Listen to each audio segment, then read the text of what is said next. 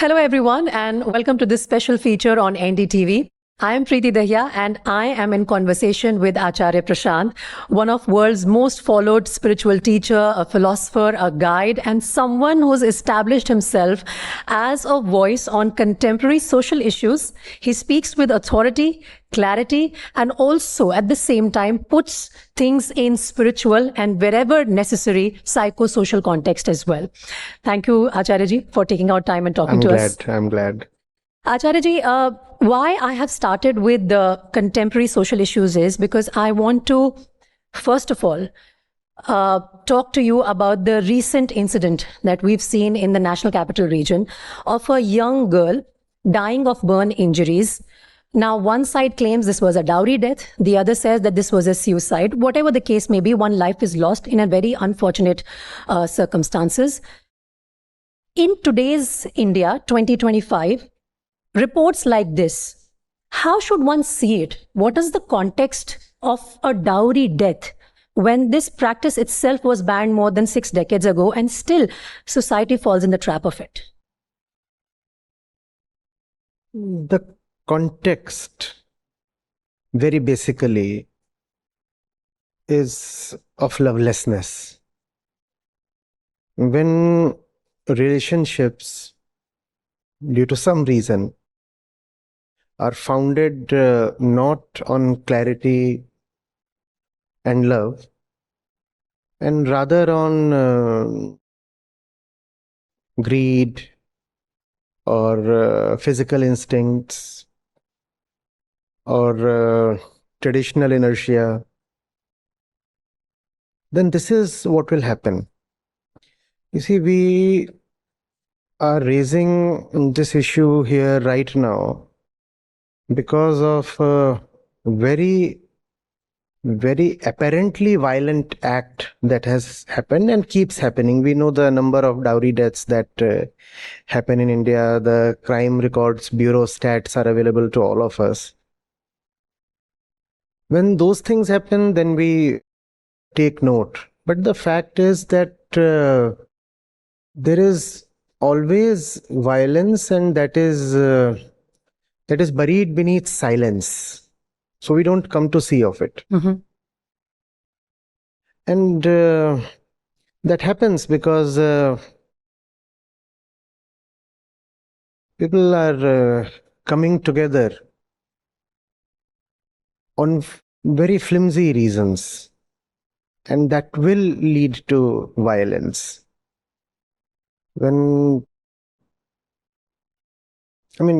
Think of the days preceding the death. Yeah. The murder. Yeah. Any dowry death. Imagine what the situation would have been with that person, in that relationship, in that household. Right? It was quite possible that the killing could have been somehow avoided. There must have been a build-up to the final act. Right. And it is not in all violent relationships that murders actually happen. Mm. So we don't get to know of them.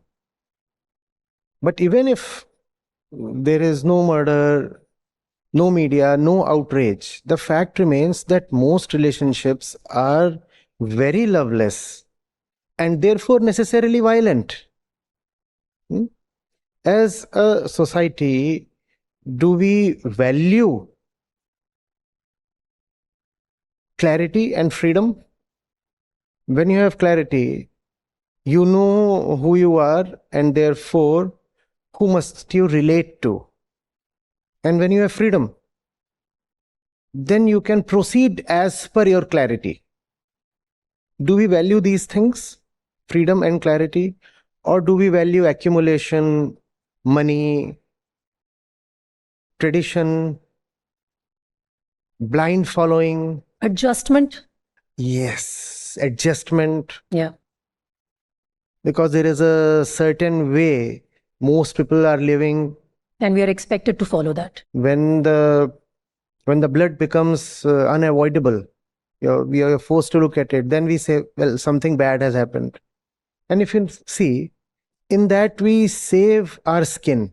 We say, something macabre, something entirely violent has happened only in this moment, in this relationship, in this house, at this place. Otherwise, things are generally fine. And we console ourselves. Things are generally fine. Only in this case did something very deviant happen. So we make that an exception. We think of that as a deviation or an exception. The fact is that is not a deviation or an exception. If a society, if a people are not brought up rightly, not educated rightly, and do not carry the right value systems, then this violence is not an exception but the norm. I have seen very well educated boys. They themselves are earning very well. And they, in their conversations, are saying things like, I've got an offer of a 50 lakh dowry or a 1 crore dowry and a Scorpio and, things like that. They are flaunting it as some sort of a status symbol. You see, you could be very well educated in many external things, right? In India, if you're an educated person, a professional, earning well, you most probably carry a professional degree. You're either an engineer or a doctor or an MBA or a CA or something, or maybe a lawyer, somebody. That in no way prepares you for life. That education tells you about certain things on the outside. You know your job. You know your job.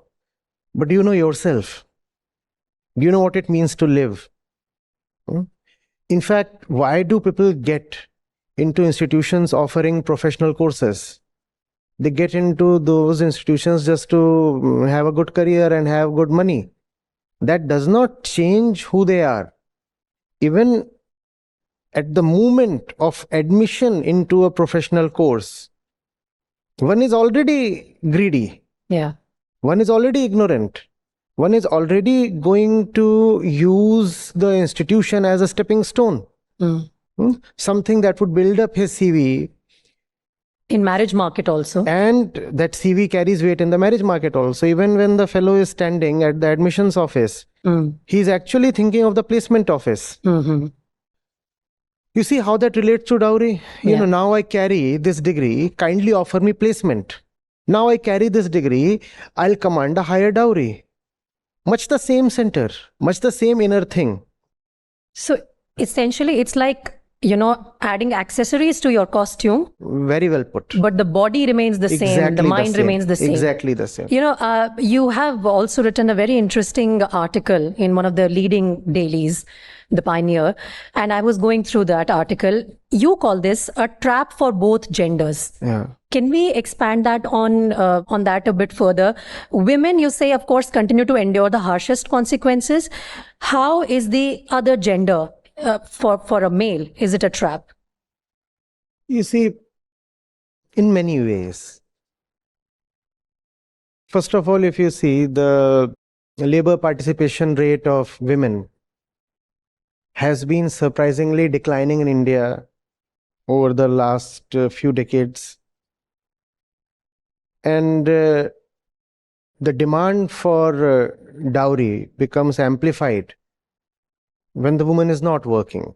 Not that if the woman is qualified and working, dowry won't be in the picture, but dowry would almost certainly be in the picture if the woman is if the girl is not working and she's going to remain dependent on the husband financially. So the man would be carrying the financial burden. For the sake of possessing the woman, owning her completely, curtailing her freedom completely. The woman is a human being. You do not allow her to have experience, exposure. Her consciousness doesn't grow. She gets inwardly distorted. Yeah. Most women in our country are not really deft or adept or skillful or even knowledgeable in worldly matters. It's almost a conspiracy because they have been confined to the four walls of the house. I was coming to that. They've never been exposed to that They've sort of never been atmosphere. exposed. Yeah. You confine somebody Yeah. to what is actually a cage. What else do you expect? The woman will not grow as a conscious person. Mm. And the husband is to continuously live with her. Definitely it's a punishment for the woman. But then if you see, it's a trap for the man also. Let me try to put this burden equally on the father as well. When he is raising a daughter and a son at the same time, even now in our country, the standard of expectations are very different. The boys get all the jobs outside the household. The girls have to learn everything in the household. Even the mothers encourage it. So in today's context, when we see cases like the one we've seen in the NCR region, shouldn't parents also take equal responsibility of raising strong daughters who are better exposed to the world and the way it's moving? And also, there is a quote, very interesting one, you must have heard this one, that we have perhaps learned how to raise strong daughters, but we have not taught our sons how to deal with those, empowered girls. What you're saying is absolutely right and great to hear. But it won't happen. How will it happen? It won't happen because, you see, I'm a father. Let's say I'm a father. On one hand, all my traditional images that I hold sacred and venerable, if they do not reflect an empowered woman, it will be very difficult for me to continue to belong to a tradition and yet raise an empowered daughter. It will be very difficult. I'll find myself trapped. Acharya ji, this particular case is also very curious because, it does not bring just matter in black and white. There are a lot of gray areas in it. And as the case is unfolding, we are hearing new theories every day. One of them also goes on to say that, the girl had a beauty parlor that she was running. We do not know the facts We really. don't, yeah. We do not know what is really happening. So it would be imprudent for me to get into the specifics of one particular incident somewhere. But greed in relationships, dowry and dowry deaths are a more general problem, more endemic. You see, the woman might be allowed to run a beauty parlor or even go outside, but still there are very clearly defined, though invisible boundaries, right? I agree. Being a working woman yourself, you know of the glass ceiling, Yes. right? There is definitely one. So one has to investigate, where does all that come from? If we do not get to the root of it, we'll be just left wondering or grieving or outraging again and again in every successive episode. Yeah. So the kid is born, a boy or a girl, and there is no way they know of themselves as superior or inferior or defined or limited. They do not know that. Where does all this come from? When we discover that 25 years later, that boy who was once born actually sprayed kerosene on the girl and set her ablaze. How exactly did that happen? It has something to do with the 25 or 28 years that they spent in this society, in the institutions of this society, in their family, watching TV, reading books or novels, watching movies, listening to songs, speaking to friends, going to religious festivals, participating in family ceremonies. This is what they have been doing these 25, 28 years. Simple conversations at home. Simple conversations at home. Yeah. They have been doing this for the last 25 years. And this is what has resulted in a human being that can set another human being afire. Very true. Right? Right? Now, I want to close this topic by once again referring to the article that I was talking about, that you have written, and where you talk about the way forward. 2 points stand out here. One is the inner empowerment and a culture of consciousness. On these 2 points, I would like to expand on your thought process. First, let's begin with the inner empowerment. How can a woman inculcate that in her? Or even for a guy, I think for a man, it's very important. It will be very important for her to start with nothing as the truth. She cannot start from a pre-existing position. I am a girl or I am a woman. And this is why I was created, to accompany the man, maybe, to be an able assistant. No. Keep all these things aside. You'll have to start from zero, from a very clean position. You cannot say, I'm a girl and one day I have to leave my father's house. I am pariah dhan. I am somebody else's possession. I'll go somewhere else. By the way, do you see the violence implicit in this? We talk of what happens to her when she goes to that other house. But think of the 5-year-old, that little girl. Yeah. And she has already been told she is pariah dhan. Yeah. Think of these continuous years of violence. She already knows who she is in relation to her brother. Correct. Her brother will be the owner of the household, the carrier of the family lineage, and also the family riches. Yeah, and she'll be reduced to being a guest. And she'll be reduced to being a guest, and she is to be sent off one day. So look at the violence there. So the girl cannot start from any of these positions. She has to be very bold in rejecting just everything. Rejecting not in the sense of just keeping everything aside forever. Rejecting in sense of not accepting things that have not been experimented with, critiqued, explored, inquired into. Or peddled as absolute truth. Or peddled as absolute truth. No, nothing is the absolute truth. I do not take anything on face value. Bring it to me. Once I have rejected everything from the position of the absolute truth. No, not this, not the thing, nothing. Now you can bring your stuff to me. You can bring your ideals, your values, your traditions, whatever you think of as your truth. Bring it to me. And let me look at it with boldness, without fear, without submission, without bias. I'll look at everything.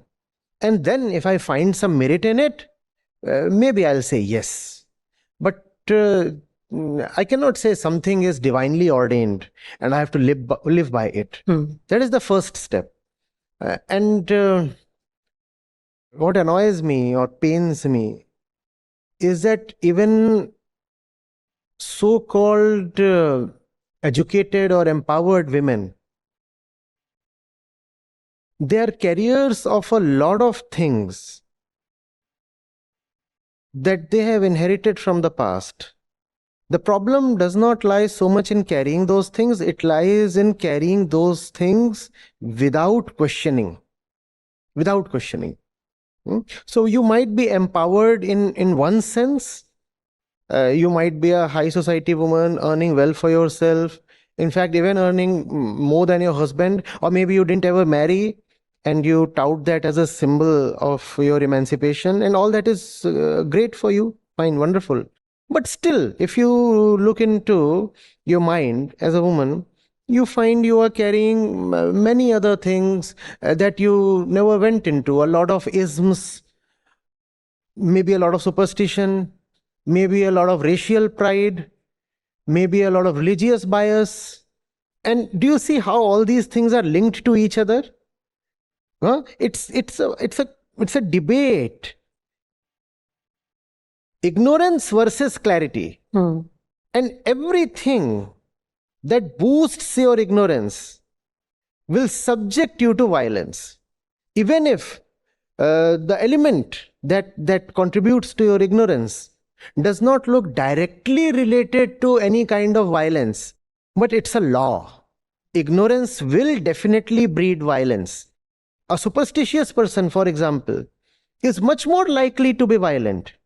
We know of bigotry, right? We know of all kinds of, I'm white.